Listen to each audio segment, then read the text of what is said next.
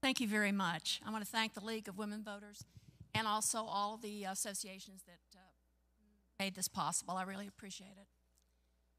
My vision for the future of Hapeville is to work with our mayor and council, our city employees, and our citizens to move to a customer service-oriented, open city government.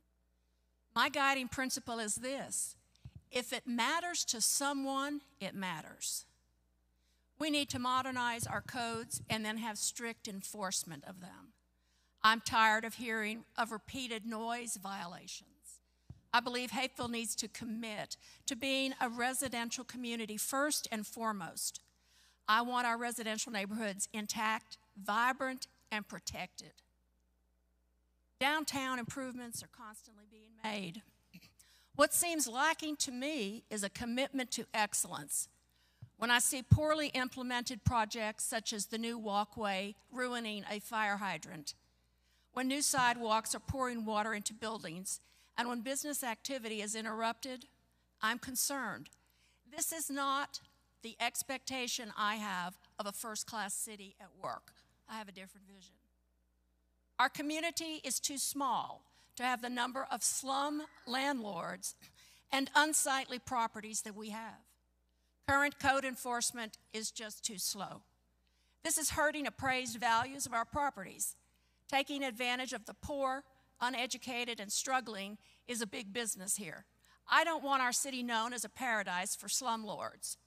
There are federal programs to help the poor who will always be with us and who deserve a dignified place in our city. We need housing quality standards that are monitored and enforced. I grew up here. I own the home my brothers and I grew up in. It has taken over 100 years of labor by my father, my mother, and by me to buy it, maintain it, pay taxes on it, and bring it up to code as much as possible. I love this town, and I'm invested in its future.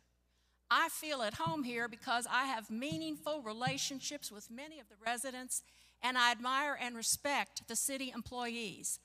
I want the city to flourish for all of us. I'm also a pragmatic realist. I call a spade a spade. I know there are drug problems, prostitution problems, unemployment problems, and poverty here.